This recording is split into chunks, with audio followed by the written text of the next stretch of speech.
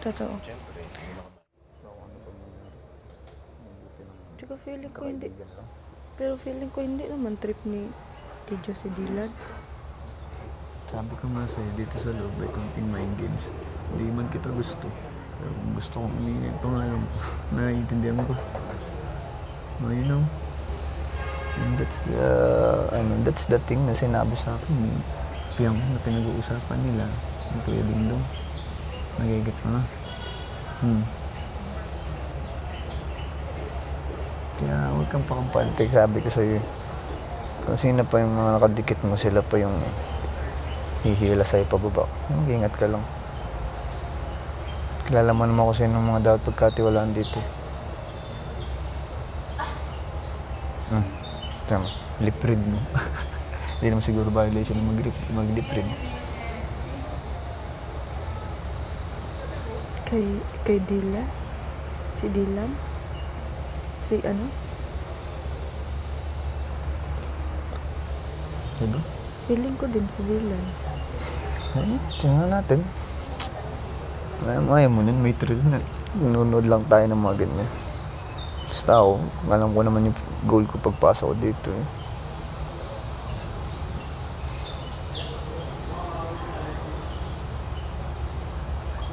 Oh my God, you gave me ano. Basta sa ano mo na lang. Hayaan mo silang matrigger sa isa't isa. Huwag kang sasali. Kaya sobrang weird sa akin nung last nomination na, anong nangyari? Pala, hindi sila na rin. Laka! Laka, Kay! Grabe, ang bigat mo, Kay. Buti pa si Kay, unbothered. Oo nga.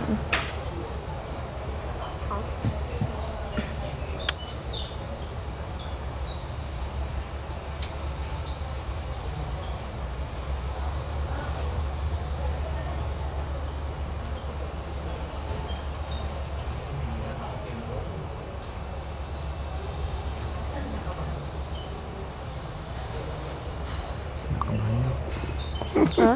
Kinakabahan daw. Sino? Hindi ko alam, nababasa ko lang. Gumawa lang tayo ng... Talaga? Di ba? Now I Overthink ka, know. no? Parang, oh my gosh, wait lang. Ano na yan? Masyado ko lang kasi ini-enjoy yung andito. Kaya hindi ka nagiging aware sa nangyayari. Wala akong pakialam ba, kumbaga ba. Hindi yung abang natawa ka, nakikita mo rin kung ano nangyayari sa paligid mo. Para at least di ka nila nahalatang nagiging observant ka. What a nice strategy.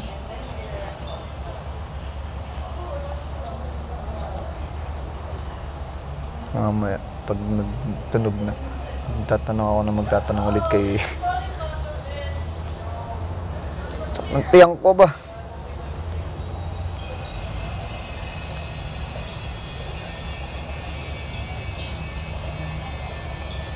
Kaya nga, yung sinasabi na huwag ka munang magtiwala.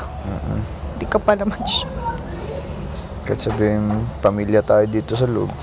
May competition tong pinasukan natin. Hindi mawawala yung mind games na yun.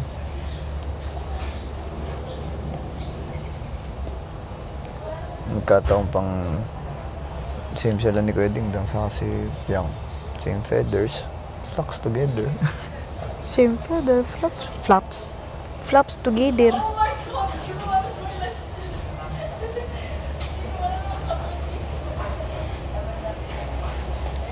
Duruin mo. Sila nagsasabi ng punto na na kung may kung may grudge ka sa isang tao dito, i-voice out mo, sabihin mo sa kanya. Pero tamang ginagawa nila.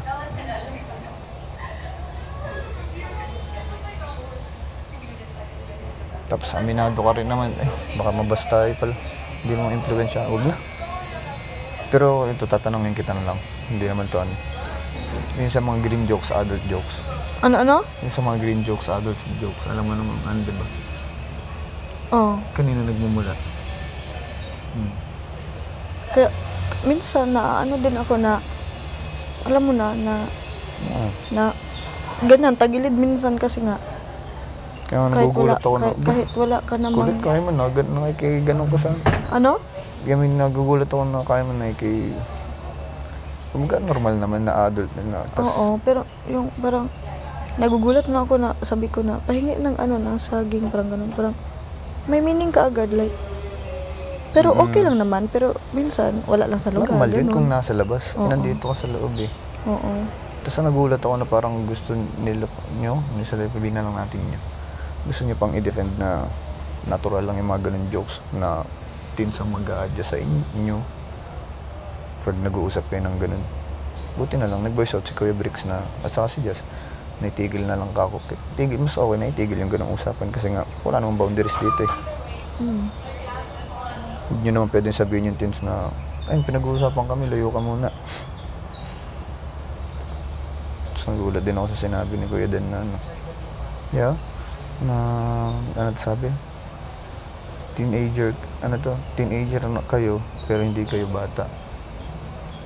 Kumbaga, ano, in-emphasize niya na, no, nasa teenager kayo, pero dapat matured na kayo sa ganong edad. Hindi mo na makakontrol kung inosente talaga yung mga batang yan eh. E sa inosente ba? Ano sila pa mag-a-adjust sa ating matatanda? Kaya nga, medyo ano na lang muna ako. Group hug. Ay,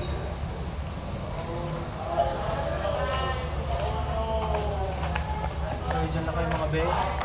Ay! Bilat! Gulat! Good luck. Tago mo yung cocomelon.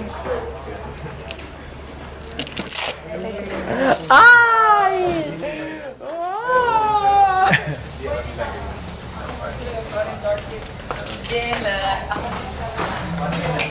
See, it doesn't even hurt.